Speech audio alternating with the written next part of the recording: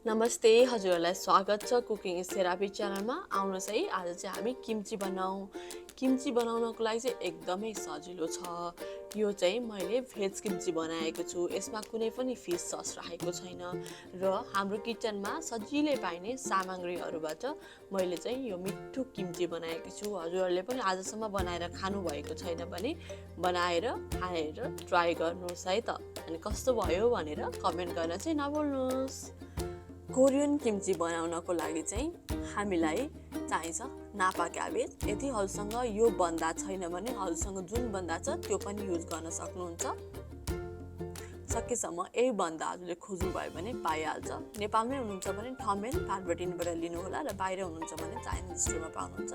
यसलाई पखालेर 2 भाग पार्नुहोस्, फेरि अर्को 2 भाग पार्नुहोस् र अब यसलाई काटेर यो डाँठलाई चाहिँ फ्यालिदिनु पर्ने हुन्छ। त्यसै गरी यो बिचको सानो भागलाई पनि फ्यालिदिनुहोस्।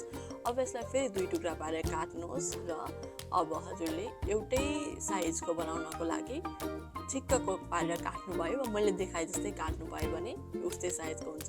अरू बन्दालाई पनि यसै गरी काट्नु होला।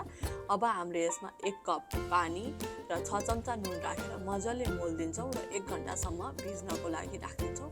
र 1 घन्टासम्म भिज्नको लागि राखिदिँदा फेरि बिचमा यसलाई चलाउनुहोस् ताकि सबै बन्दाहरूमा यो नुन मजाले लागोस्। बिचमा हजुरले चलाउनु भएन भने एकपट्टि मात्र यो नुनले चाहिँ खान जान्छ।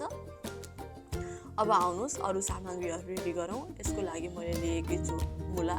अब यो मुलालाई सानो सानो टुक्रा पारेर हजुरले यसरी काट्नुहोस्। लगभग 1 कप मुला चाहिँ हामीलाई चाहिन्छ।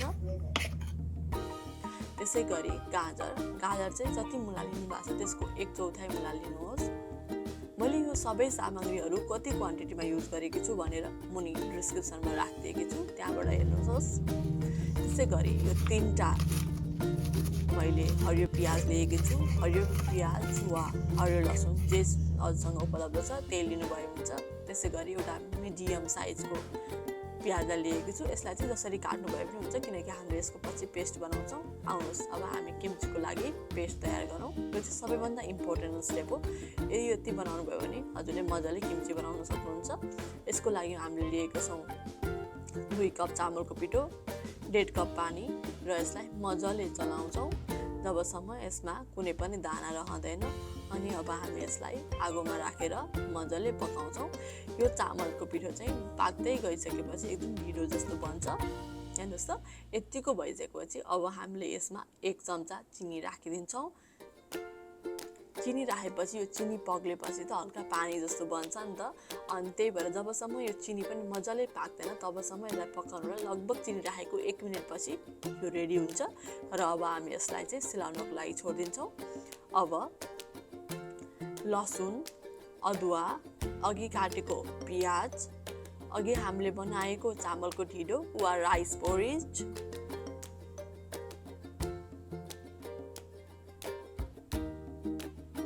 2 चम्चा सोया सस। यो सोया सस चाहिँ अप्सनल हो तर यसले एकदमै तीखो वा मिठो टेस्ट दिन्छ।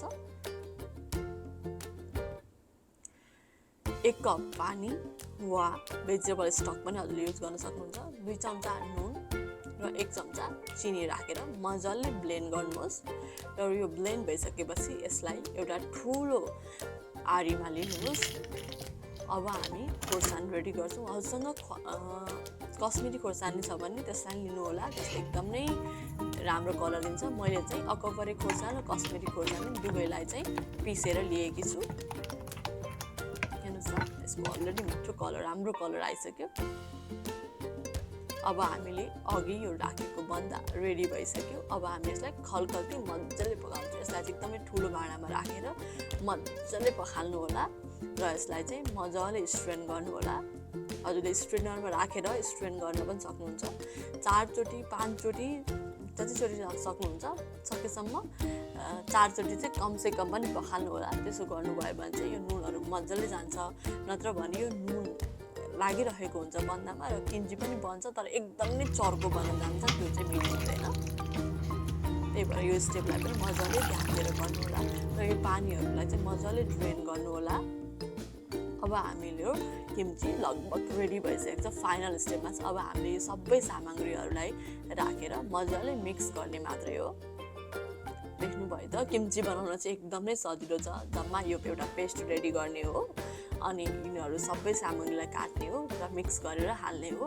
यस्तै रेसिपीहरूको लागि मेरो च्यानललाई सब्सक्राइब गर्न चाहिँ नभुल्नुहोस् है।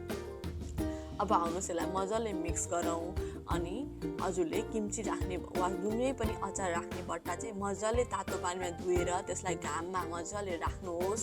राखिसकेपछि त्यो किम्चीलाई चाहिँ त्यो कन्टेनरमा राखेर हाम्रो जसरी मुलाको अचार वा खल्फीको अचार राख्छौँ त्यसरी नै खाँदेर राख्नुहोस् र यसलाई चाहिँ 3 दिन वा 4 दिनमा चाहिँ यो मजाले फर्मेन्ट हुन्छ।